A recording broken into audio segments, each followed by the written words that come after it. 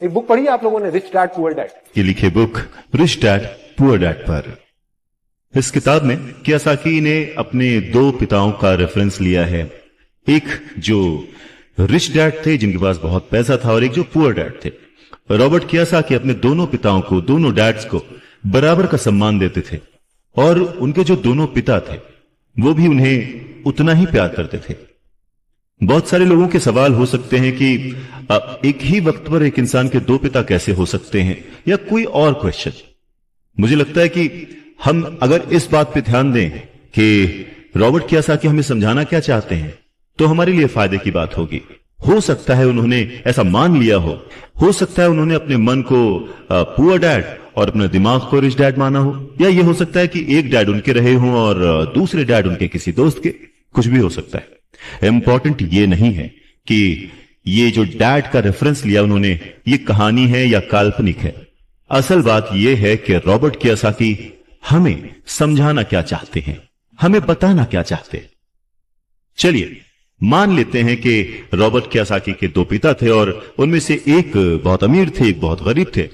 तो Robert Kiyosaki कहते हैं कि सोच जो है वो बहुत बड़ा रोल प्ले करती है, और इसी माध्यम से रॉबर्ट कियोसाकी कहते हैं कि हालांकि वो दोनों पिता उनके अपने थे, हालांकि वो दोनों पिता उनका उतने ही शिद्दत से, उतने ही मन से ख्याल रखते थे, उतना ही प्यार करते थे, अपनी जान निछावर करते थे और हमेशा उन्हें सिखाने की कोशिश करते थे, जिंदगी में आगे बढ़ाने की कोशिश करते थे।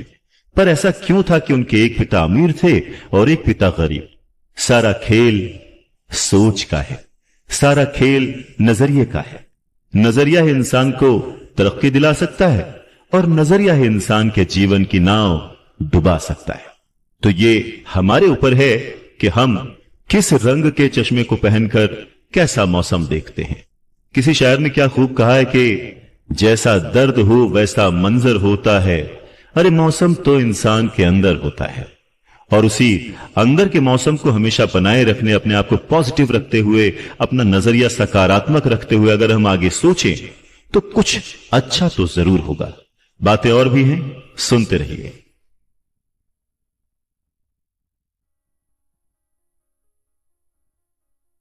गरीब और मध्यम वर्गीय लोग पैसे के लिए काम करते हैं, पर जो अमीर होता है उसका पैसा उसके लिए काम करता है। नमस्कार, मैं हूं अवधेश श्रीवास्तव और आज हम चर्चा कर रहे हैं रॉबर्ट टी कियोसाकी की लिखी book rich dad poor dad पर।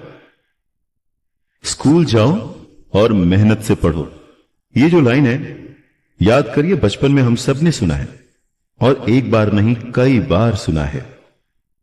रिश्तेदारों से, घर वालों से, टीचर से, हर एक से, स्कूल जाओ और मेहनत से पढ़ो। एक वक्त तो ऐसा लगता था कि बस पढ़ते रहो पढ़ते रहो पढ़ते रहो, पर जैसे जैसे समझ आगे बढ़ी एक सवाल मन में घर करने लगा, आखिर हम पढ़ किस लिए रहे हैं? देखिए, स्कूल जाना और पढ़ाई करना यह बहुत ही अच्छी बात है, लेकिन अगर कोई काम किया जा रहा है तो वो किस वजह से किया जा रहा है यह जानना भी उतना ही जरूरी है। अपनी पढ़ाई पूरी करने के बाद हम सबसे पहले जॉब ही ढूंढते हैं ना, ये सोचकर के जॉब मिलने पर हमारी सारी प्रॉब्लम्स दूर हो जाएंगी, पैसे मिल जाएंगे, हम घर बना लेंगे, गाड़ी खरीद लेंगे और जो भी जरूरतें हैं पैसे से जुड़ी हुई वो सब पूरी कर लेंगे। पर ऐसा होता नहीं है। बहुत सारे लोग अच्छी जॉब और बहुत ही अच्छी सैलरी होने के बावजूद खुश नहीं होते। वो अपनी जरूरतें पूरी नहीं कर पाते, बहुत ही मुश्किल से घर का खर्च चला पाते हैं, पर वो लगे रहते हैं इस उम्मीद में कि शायद अगले साल फिर से इंक्रीमेंट होगा, पैसे बढ़ेंगे और उन पैसों से हम अपनी जो जरूरतें हैं जो पूरी नहीं कर पाए हैं उन्हें पूरी कर लेंगे। और वो और ज्यादा मेहनत करते हैं प्रमोशन पाने के लिए। पर वक्त के साथ साथ हमारी जरूरतें और हमारा लालच बढ़ने लगता है। पहले तो पैसे के बिना रहने के डर से हम बहुत मेहनत करने लग जाते हैं और उसके बाद जब हमें सैलरी मिलने लगती है तो हमें लालच और ज्यादा पाने की इच्छा जाग जाती है। और चूहे बिल्ली के इसी खेल में हमारी जिंदगी का भी एक पैटर्न बन जाता है। ज्यादा मेहनत करो, ज्यादा पैसे कमाओ, ज्यादा पैसे कमाओ, घर का खर्च चलाओ, पैसे खत्म, फिर ज्यादा मेहनत करो, और ये जो विशेष सर्कल है ये चलता रहता है। और इसी सर्कल में हम गोल गोल गोल गोल घूमते रहते हैं। अगर हमारे पास ज्यादा पैसे आ भी जाएं, तो भी हमें इस विशेष सर्कल में घूमने की आदत पड़ जाती है। हमें डर और लालच पर काबू पाना सीखना बहुत जरूरी है, क्योंकि अगर हम अमीर बन भी गए तो इन आदतों की वजह से हम हमेशा डर के साए में रहेंगे और अपनी जिंदगी को एंजॉय नहीं कर पाएंगे। पहले के जमाने में शिक्षा एक जरिया थी लोगों की पर्सनैलिटी डेवलप करने का और आसपास के हर विषय में उन्हें जानकारी देने का। पर वक्त के साथ साथ पढ़ाई का लक्ष्य, उसका गोल बदल गया। पढ़ाई का मकसद रह गया बड़े होकर अपनी जीविका चलाना, ब्रेड एंड बटर कमाना। और इसमें कुछ गलत भी नहीं है। वक्त के साथ चीजें बदलना बहुत जरूरी है, क्योंकि जो चीज वक्त के साथ नहीं बदलती वो या तो हमारी खुशियां छीनती है या फिर समाज को बहुत ही पीछे ले जाती है। रॉबर्ट टी कियोसाकी ने इस बहुत ही अहम मुद्दे को यहां पर उठाया है अपने book rich dad poor dad में। क्या खूब कहा है कि बचपन से ही अगर हम बच्चे को मनी को एज अ सब्जेक्ट बच्चों को पढ़ाना शुरू करें, उन्हें यह समझाना शुरू करें कि उसे कैसे मैनेज किया जाए, तो बड़े होने पर बच्चों की बहुत सारी प्रॉब्लम्स अपने आप ही सॉल्व हो जाएंगी। बच्चा खुद उन्हें सॉल्व करने की क्षमता रखेगा। पर कहीं ना कहीं रॉबर्ट टी कियोसाकी ने इस बात का पूरा ध्यान रखा है कि पैसे को रिश्तों के ऊपर न रखा जाए। तभी तो उन्होंने इस विषय को रिश्तों के माध्यम से ही समझाने की कोशिश की है। रॉबर्ट टी कियोसाकी के पहले जो डैडी थे वो हमेशा ये कहते थे कि मैं इसे कैसे खरीद सकता हूं। वहीं जो उसके दूसरे डैडी थे वो कहते थे मैं इसे क्यों नहीं खरीद सकता हूं। दोनों की सोच में अंतर था, दोनों के शब्दों में अंतर था। यानी कि जिसे हम जिंदगी में पाना चाहते हैं, जिसे संभालना चाहते हैं, जैसे कि पैसा, तो उसके बारे में अगर बचपन से जाना जाए तो क्या यह सही नहीं होगा? आज जिस तरह से पढ़ाई की जाती है, बच्चा ग्रेजुएट होकर सोचता है कि अब मैं कौन सी नौकरी करूंगा। क्या यह सही नहीं है कि थोड़ा और पहले से बच्चे को इस विषय के बारे में और अच्छे से और डीपली पढ़ाया जाए, समझाया जाए? ये तो वही बात हो गई, जाना था जापान, पहुंच गए चीन। यानी कमाना था पैसे, पर जब तक इसकी समझ आई तब तक बहुत देर हो चुकी थी। यानी कि हमें सबसे पहले यह समझने की जरूरत है कि हम खुद एक्सेप्ट करें कि हम इसे कैसे पा सकते हैं, इसे कैसे संभाल सकते हैं, और वही सही शिक्षा हम अपने आने वाली पीढ़ी को भी दे सकते हैं।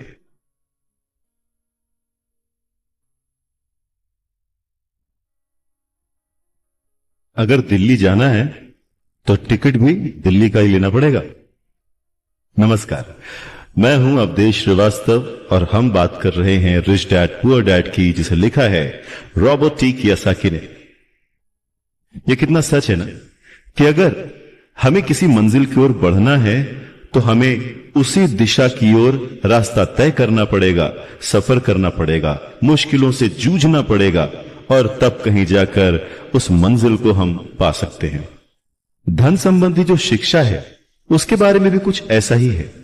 धन कमाना एक अलग बात है, पर उस धन को सही ढंग से संभालना एक अलग कला है। पैसा एक तरह की ताकत है, पर इससे भी बड़ी ताकत है उसे संभाल कर रखने की समझ। पैसा तो आता और जाता रहता है, पर अगर आप ये जानते हैं कि पैसा किस तरह से काम करता है तो आप ज्यादा ताकतवर हो जाते हैं और आप दौलत कमाना शुरू भी कर देते हैं। देखिए, केवल सकारात्मक सोच से ही समस्या हल नहीं होती है। हां, यह जरूर है कि सकारात्मक सोच आपको उस दिशा की ओर बढ़ने की हिम्मत देती है। देखिए ना, ज्यादातर लोग स्कूल में पढ़ते हैं और वहां पर वो कभी ये नहीं सीख पाते कि पैसा काम किस तरह से करता है। इसीलिए वो पैसे के लिए काम करने में अपनी पूरी जिंदगी बर्बाद कर देते हैं।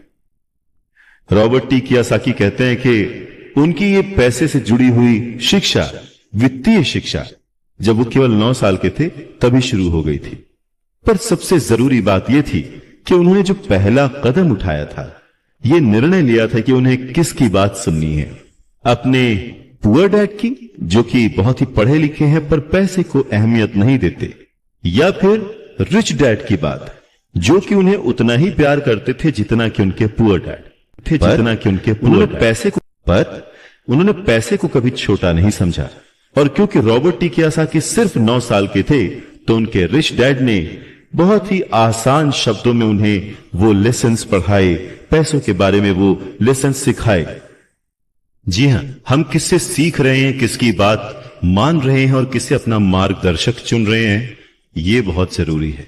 क्योंकि जो हमें गाइड कर रहा है, अगर उसका नजरिया ही अलग है तो वो आपको सही मंजिल की ओर नहीं पहुंचा पाएगा। रॉबर्ट टी कियोसाकी के दोनों ही डैड, रिच डैड और पुअर डैड, उन्हें उतना ही प्यार करते थे, पर सिर्फ नजरिए की वजह से रॉबर्ट टी कियोसाकी ने अपने रिच डैड की बात सुनना प्रेफर किया।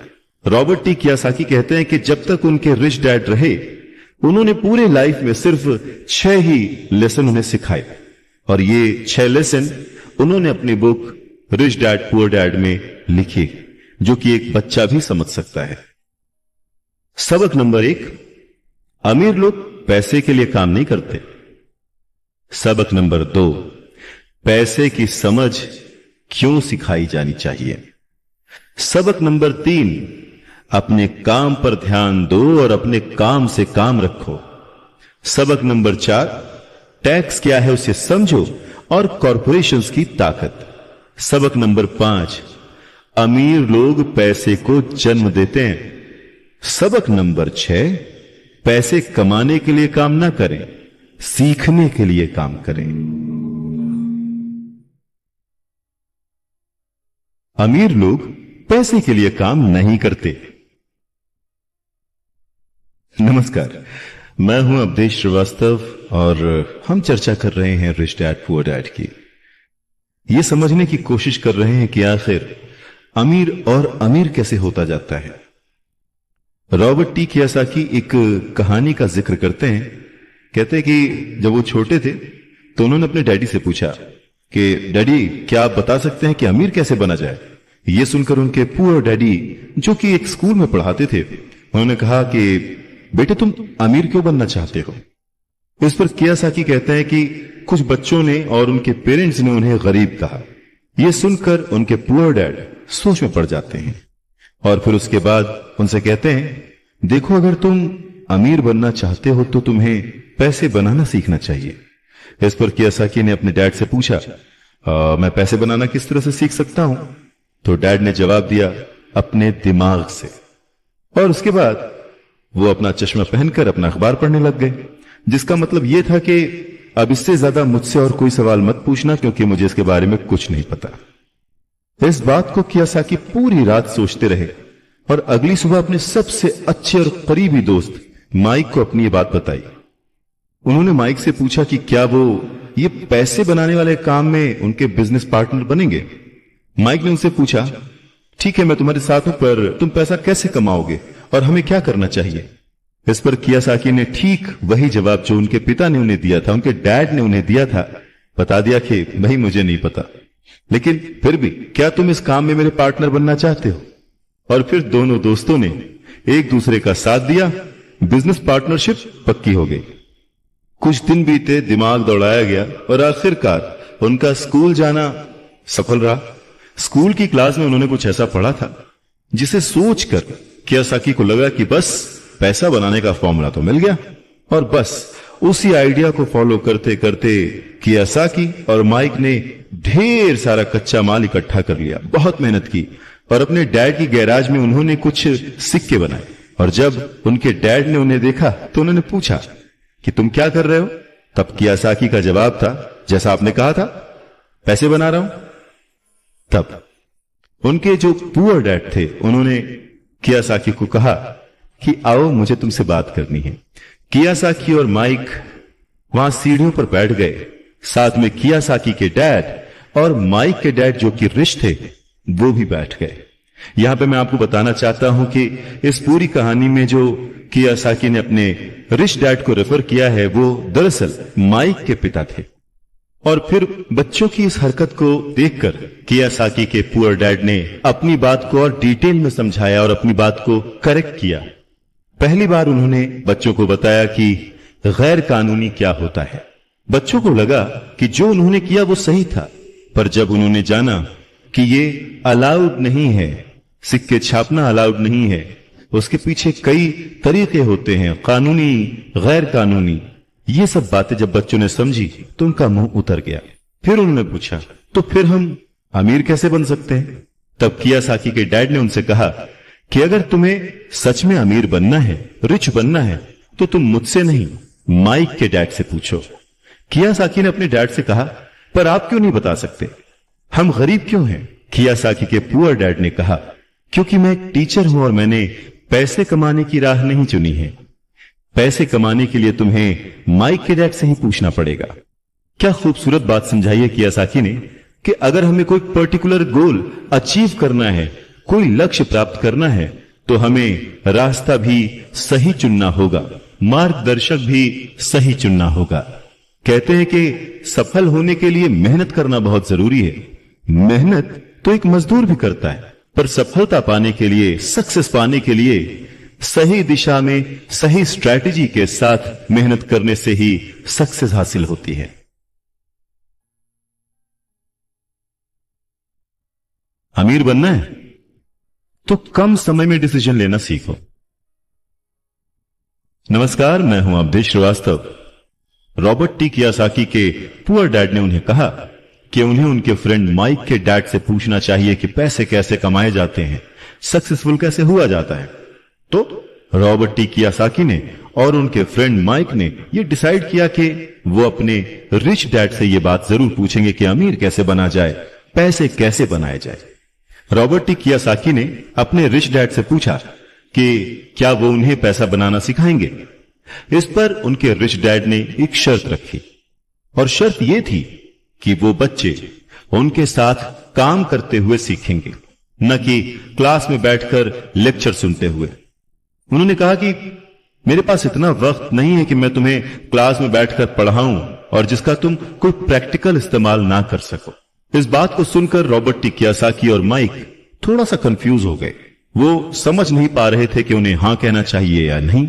उन बच्चों की कंफ्यूजन देखकर उनके डैड ने उनसे कहा, अगर जिंदगी में सक्सेस पाना चाहते हो, सफल होना चाहते हो, तो कम समय लेकर डिसाइड कर, जल्द से जल्द डिसीजन लेना सीखो। उन्होंने जल्दबाजी करने को नहीं कहा, पर हां, जितना कम समय हो सके उतने कम समय में सही निर्णय लेने की कला जिसको आती है, वो जिंदगी में हमेशा आगे जाता है। यही उनकी सीख थी। और फिर बच्चों ने डिसाइड किया कि वो खेल छोड़कर सीखने का विकल्प चुनेंगे, काम करने का विकल्प चुनेंगे, ताकि उन्हें यह समझ में आ सके कि पैसे कैसे कमाए जा सकते हैं। बस फिर क्या था, बच्चे अगले ही दिन अपने रिच डैड के पास पहुंच गए। उनके रिच डैड ने उन बच्चों को एक शॉप पर सफाई का काम दिया।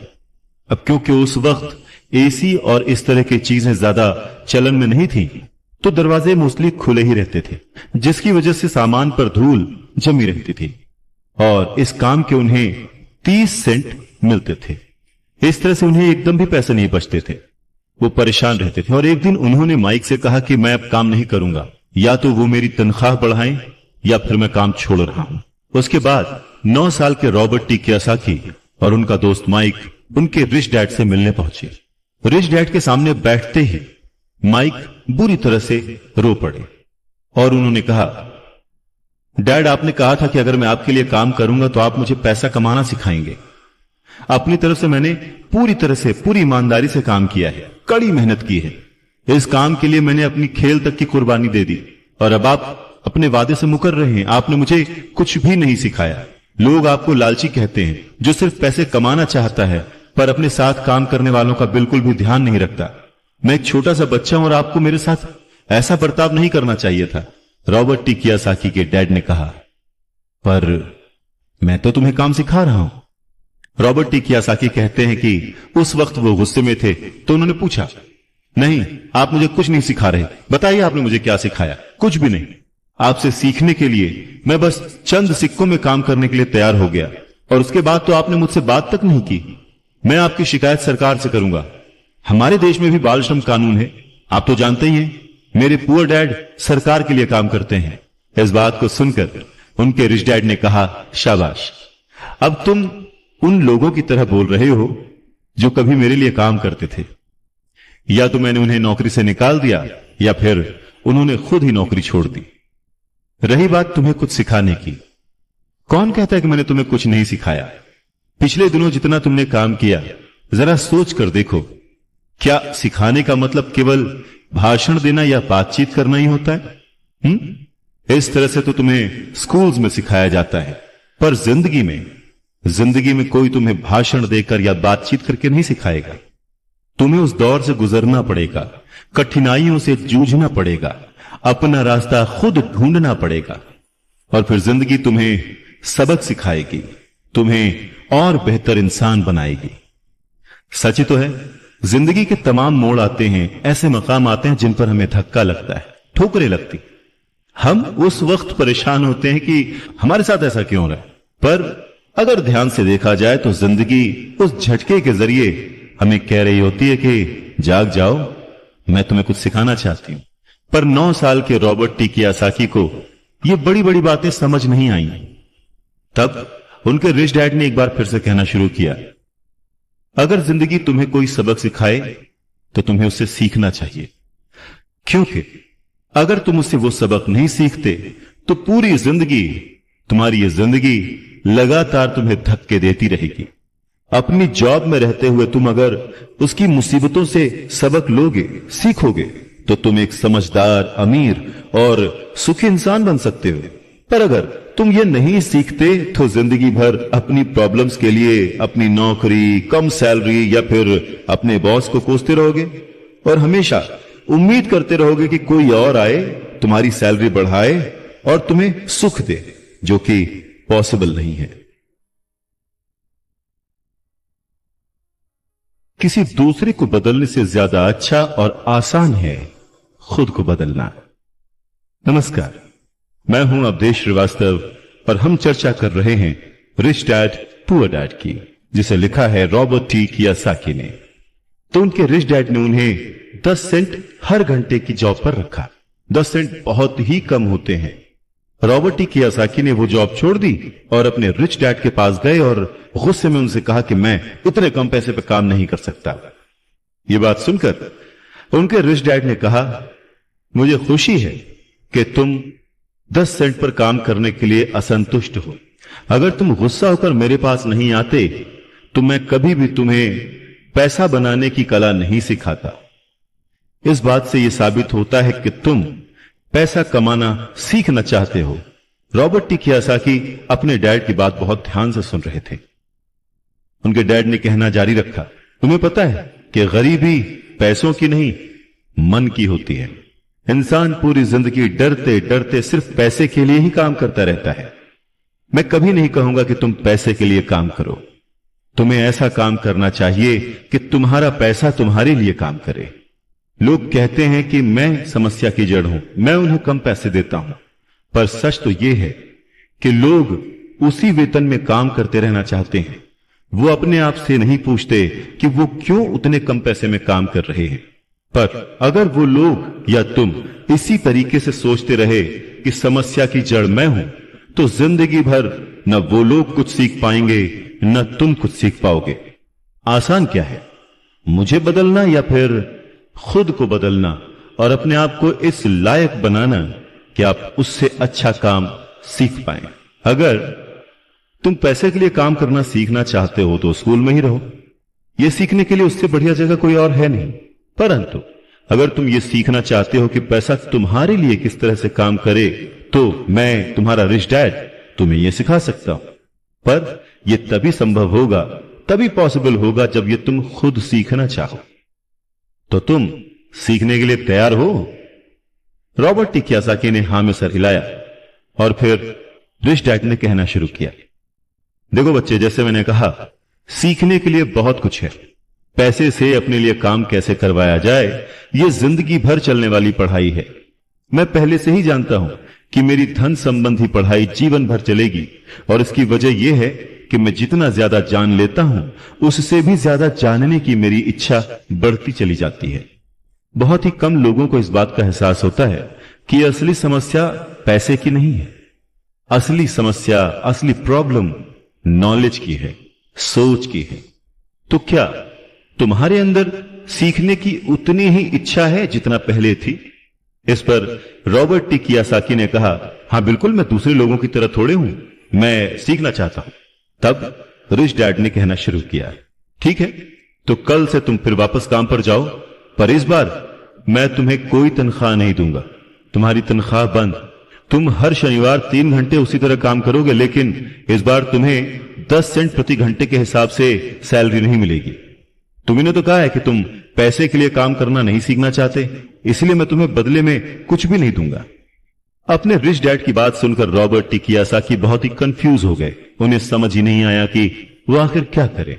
और अगले 3 हफ्ते तक रॉबर्ट टी कियोसाकी अपने दोस्त माइक के साथ हर शनिवार को मुफ्त में काम करते रहे। काम बहुत परेशानी वाला नहीं था और समय गुजरने के साथ साथ यह आसान भी होता गया, पर उन्हें अफसोस था तो अपने छूटे हुए बेसबॉल गेम्स और कॉमिक्स का, क्योंकि वो अब उसका मजा नहीं ले सकते थे और साथ ही उन्हें कुछ पैसे भी नहीं मिल रहे थे। तीसरे हफ्ते दोपहर में रॉबर्ट टी कियोसाकी के रिच डैड उनकी शॉप पर आए, जहां पर वो बच्चे काम करते थे, और उन्हें कहा कि क्या तुम जिंदगी भर जो मेरे बाकी एम्प्लॉइज हैं उनकी तरह ही काम करना चाहते हो, डरते रहना चाहते हो?